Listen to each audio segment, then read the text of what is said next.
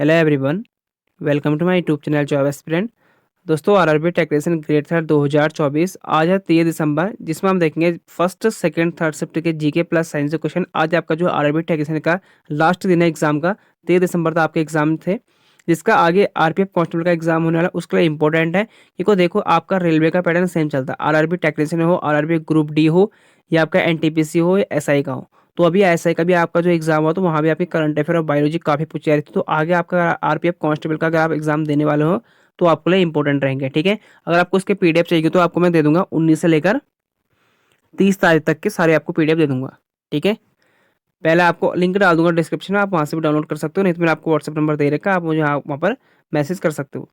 3 दिसंबर के first shift पूछे गए प्रश्न है। पहला पूछा गया था, वर्ष 2024 का प्लेनेट अर्थ पुरस्कार किसे मिला है? Who has received the planet earth prize for the year 2024? Doctor S Faizi को मिला है। अगला प्रश्न है, भारत के वर्तमान रक्षा सचिव कौन है? Who is the current defence secretary of India? Rajesh Kumar. और डिफेंस मिनिस्टर राजनाथ सिंह। 6072 यानी 6072 में क्या जोड़ा जाए कि वर्ग हो जाए? तो आपको पता नहीं, ये आपका मैथ्स का क्वेश्चन था एक, ये मुझे दिया था स्टूडेंट, तो मैंने आपको रख दिया है।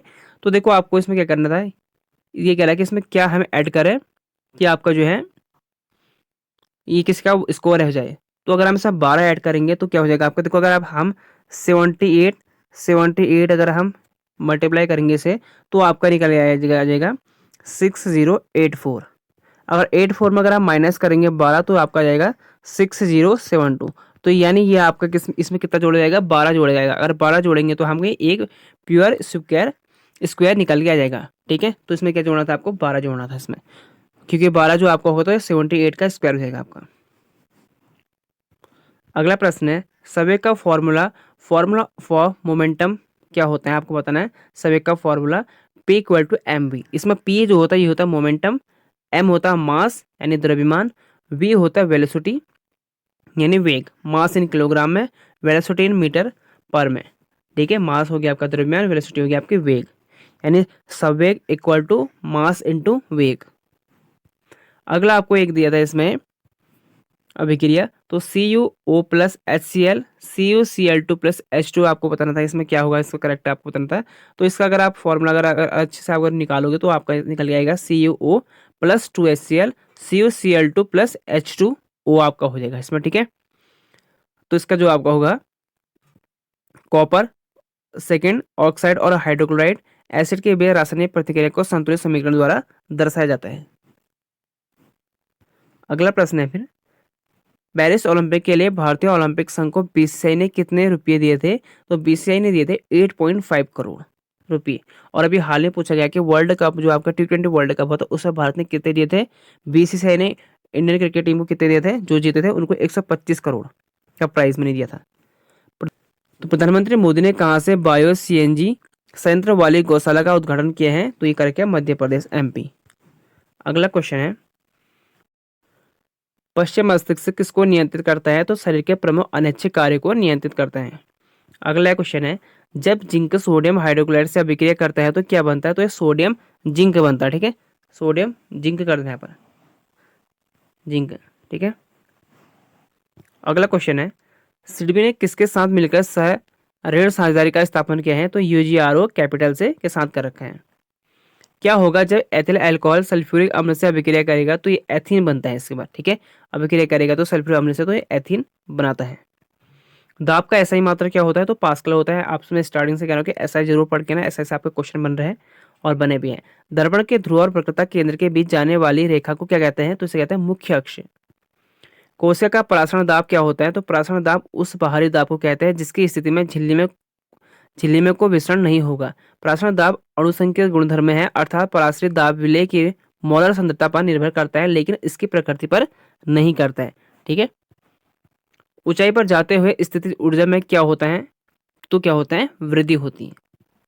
किसी वस्तु की ऊंचाई बढ़ने के साथ साथ उसकी स्थितिज ऊर्जा भी बढ़ती है। अगला क्वेश्चन है, magnesium plus oxygen equal to क्या आएगा? आपके एग्जाम में बना था, तो जब हम इक्वल टू अगर हम इसे सॉल्व करेंगे तो ये आपका निकल आ जाएगा Mg plus OT equal to MgO। ठीक है, एक आपका था मैथ्स का क्वेश्चन भी दिया गया था ये, इसे आप सॉल्व कर लेना। अगला क्वेश्चन है, 30 दिसंबर के सेकंड शिफ्ट रोहिणी नैयर पुरस्कार 2024 विजेता कौन है? Who is the Rohini Nayyar prize 2024 winner is Anil Pradhan. UNESCO विश्व धरोहर के लिए नामित 12 मराठा किला से संबंधित सत्य कथन इनमें से चुने। ये आपको बाय ऑप्शन द्वारा करना था, क्योंकि इसमें आपको चुना था, सिर्फ 4 ऑप्शन दिए होंगे। तो 12 जो आपके किले हैं ये है, इनको देख लो आप, क्या आने वाला एग्जाम आपसे क्वेश्चन बन सकता है।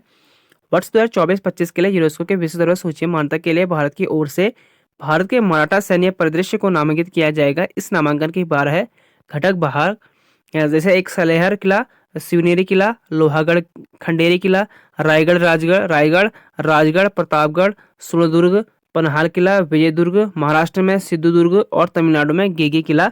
ये आपके 12 किले हैं।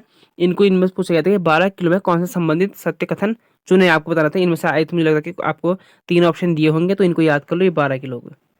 ठीक है।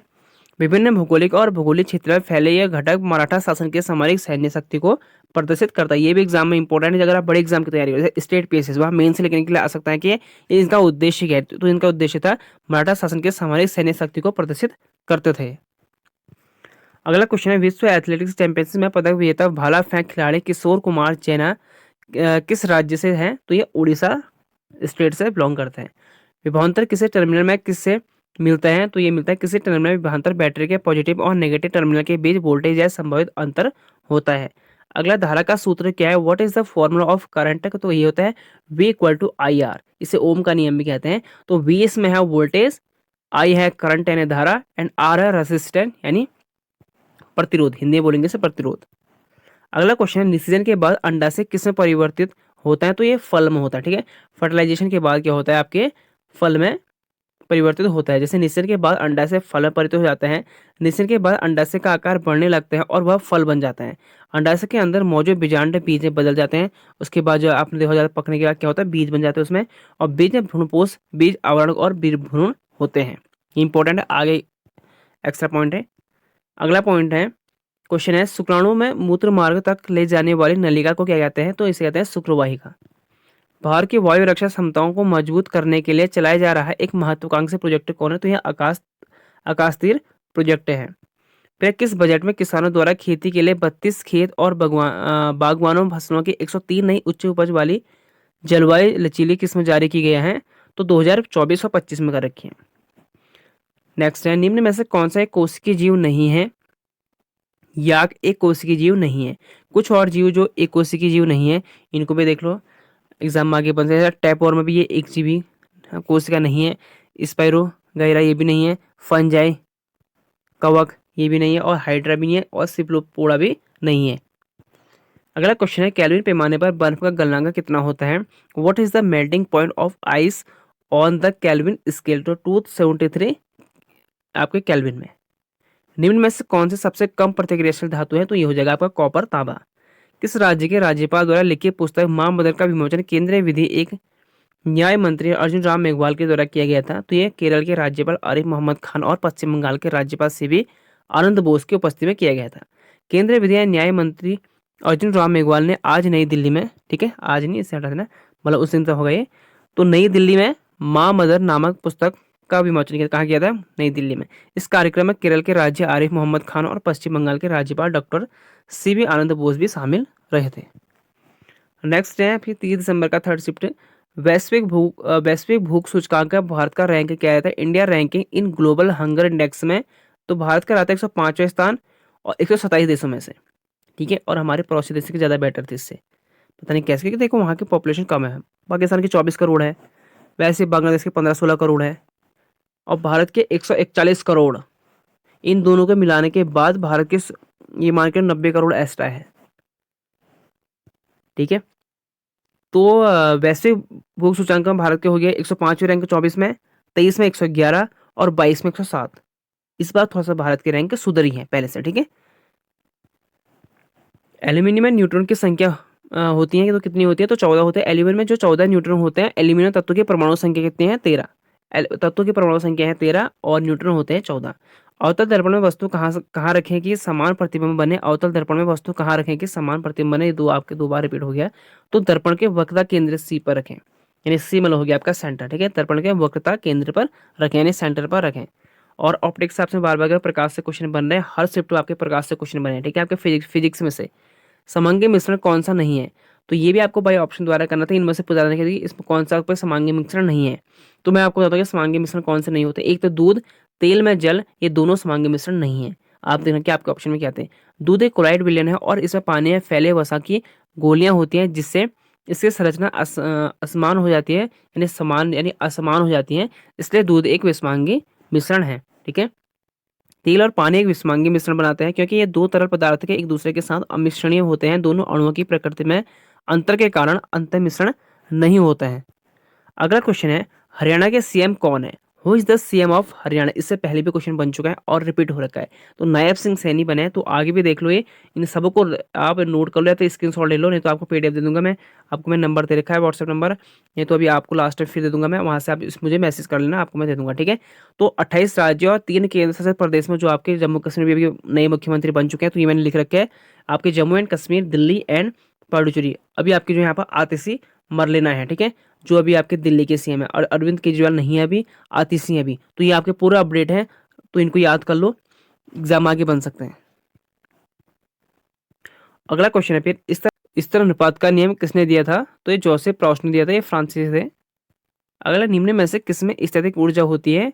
तो स्थैतिक ऊर्जा वो होती है जहाँ से बांध का पानी हो, जो ठहरा हुआ पानी होता है। ठीक है, ठहरा हुआ पानी में जो होता है आपकी स्थैतिक ऊर्जा होती है। निम्न में से कौन सा प्राणी अपना लिंग बदल सकता है? तो ये भी एग्जाम में पहले से क्वेश्चन बन सकते हैं। जो अपने जेंडर चेंज कर सकता है तो घोंगा होता है। अगला क्वेश्चन है फिर, चीनी और जल के घोल में विलायक कौन सा है? तो जो आपके चीनी और जल के घोल में विलायक जो होता है वो होता है जल होता है। ठीक है, चीनी और जल के घोल में विलायक जो होते हैं वो जल होते हैं, और विलियन चीनी। 1 किलोवाट कितने जूल के बराबर होता है? तो 1 किलोवाट जो था 3.6 इंटू 10 की पावर, आप इसे -5 भी कर सकते हो। ठीक है, जूल। अगला है, एरिया को दोगुना किया जाए तो प्रतिरोध कितना हो जाएगा? यानी रेसिस्टेंट बताना आपको, रेसिस्टेंट हो जाता है उसका प्रतिरोध का जस्ट आधा। नेक्स्ट है, किस रंग का विचलन सबसे कम होता है? तो आसान है, रेड कलर का होता है। और प्रकाश के बैगनी रंग के लिए विचलन सबसे अधिक होता है। ठीक है, बैगनी पर्पल का सबसे अधिक होता है। अगला है, प्रोक्रियोटिक में कितने गुणसूत्र होते हैं? तो एक ही इसमें गुणसूत्र होता है। ठीक है। अगला है, हाथ और पैर में कौन सी पेशियां मांसपेशियां पाई जाती है? तो मांसपेशियां पाई जाती होती है हाथ और पैर में स्वैच्छिक मांसपेशियां होते हैं। ठीक है। अगला है, तो दोस्तों यही थे आपके तीनों शिफ्ट के। अगर आपको उसकी पीडीएफ चाहिए तो ये मेरा व्हाट्सअप नंबर है, आज पर जरूर मैसेज कर देना मुझे, पीडीएफ करके आपको मैं दे दूँगा। 8475927328। ठीक है सर, मैसेज कर देना। पीडीएफ आपको मैं 19 से लेकर 30 तारीख तक के सभी पीडीएफ प्रोवाइड करा दूंगा। अगर वीडियो अच्छी लगी तो वीडियो को लाइक जरूर करें, चैनल को सब्सक्राइब कर लें, और बेल आइकन दबाने से आने वाली आपको रेलवे की हुई जीके करंट अफेयर के सारे वीडियो मिलते रहेंगे। मिलते हैं आपको अगले वीडियो में। Thank you for watching.